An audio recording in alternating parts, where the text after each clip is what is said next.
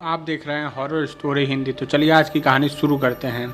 मित्रों, मेरा नाम रहमान है और मैं उत्तर प्रदेश का रहने वाला हूं। आज मैं आपको मेरे मित्र के साथ घटी एक सच्ची घटना पेश करने जा रहा हूं।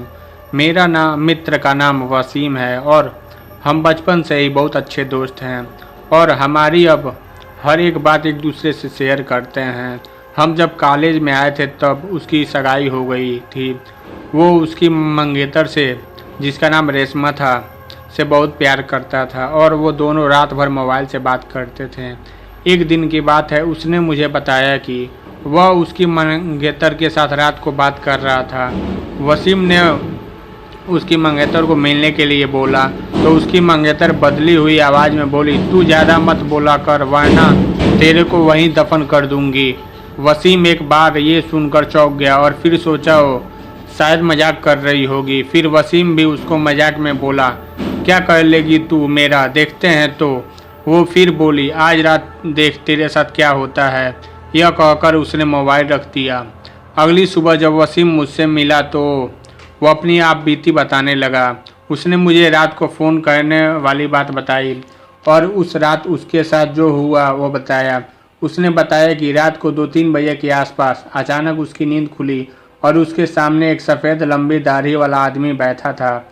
वह बोलने लगा, ले आ गया, अब मैं तेरा देख तेरे साथ क्या होता है। उसने वसीम के गले को पकड़ लिया और मेरी सांसें रुक गई।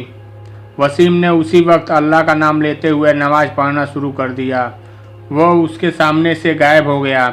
मुझे उसकी बात सुनकर बहुत अचंभा हुआ कि ऐसा कैसे हो सकता है। उसके अगले दिन वसीम ने फिर अपने मंगेतर से मोबाइल पर बात की और बोला, कल रात तुम मुझे क्या अनाप शनाप बोल रही थी। उसकी मंगेतर ने कहा, ऐसा कैसे हो सकता है जबकि कल तो मैंने फ़ोन ही नहीं किया था। यह सुनकर वसीम के रोंगटे खड़े हो गए और उसने तुरंत फ़ोन काट दिया। उसी वक्त वसीम ने मुझे फ़ोन किया कि उसकी मंगेतर की तबीयत खराब है और कल उसके घर पर चलना है। अगले दिन हम दोनों तैयार होकर वसीम की मंगेतर के घर गए। हमने वहाँ दरवाज़ा खटखटाया तो उसकी मंगेतर सामने थी और बोली, बदली हुई आदमी की आवाज़ में बोली, तू फिर आ गया यहाँ। तूने अगर अगला कदम रखा तो यहीं पे तेरा जनाजा निकाल दूंगा। वसीम बोला कि ये क्या बोल रही हो तुम। वसीम आगे था और जैसे ही उसने घर में कदम रखा उसकी मंगेतर ने दीवार पर टंगी तस्वीर उतारकर वसीम के सर पर फेंक दे मारी। उसके सिर पर खून बहने लगा। वसीम के ससुर और सालों ने उसकी मंगेतर को पकड़कर बिठाया। फिर उसके सालों ने वसीम के सर पर पट्टी बांधी। रेशमा के दादाजी ने बताया कि रेशमा को जीन का साया लग गया है। इस पर वसीम के ससुर ने उन्हें अपना मुंह बंद रखने को कहा। थोड़ी देर रुक कर हम सब वहाँ से सीधा अस्पताल जाकर ढंग से पट्टी कराई। उसके अगले ही दिन मुझे वसीम का फ़ोन आया कि रेशमा की तबीयत बहुत ख़राब है और वो अस्पताल में भर्ती है। वसीम ने बाइक निकाली और हम दोनों जल्दी अस्पताल पहुँचे। वहाँ पर पहुँचते ही हमने डॉक्टर से रेशमा की हालत पूछी तो उसने बताया कि उसकी हालत बहुत नाजुक है, कोई असली बीमारी का पता नहीं चल पा रहा है। उसके घर वालों को डॉक्टर ने रेशमा को घर ले जाने को कहा है। सभी हैरान थे कि ऐसी क्या बीमारी है जिसका इलाज डॉक्टर के पास भी नहीं है। फिर उसके घर वाले रेशमा को घर ले आए। रेशमा ने वसीम को बुलाया और कहा कि अब मैं ज़्यादा दिन जिंदा नहीं रह पाऊंगी और तुम किसी अच्छी लड़की से शादी कर लेना। यह सुनकर वसीम की आंखों में आंसू आ गए और बोलने लगा कि तुम्हें मरने नहीं दूंगा।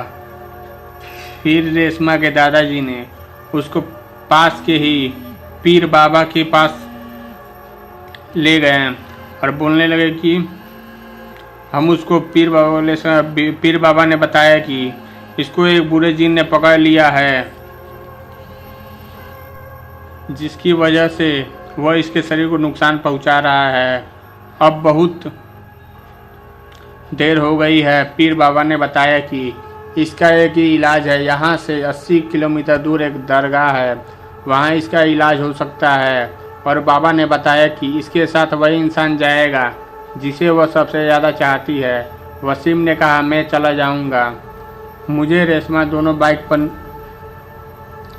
मुझे बाइक भी चलाने आती थी। रात के 3 बजे वसीम और रेशमा दोनों बाइक पर निकल गए, लेकिन आधे घंटे बाद किसी का फ़ोन आया कि रेशमा और वसीम दोनों का एक्सीडेंट में मारे गए। ये सुनकर मैं रो रो का बुरा हाल हो गया।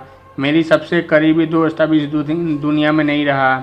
ये सुनकर बहुत बुरा लगा, लेकिन क्या किया जा सकता है कि तो चलिए, आपको ये कहानी कैसी लगी कमेंट कर ज़रूर बताएं और लाइक सब्सक्राइब करें। धन्यवाद।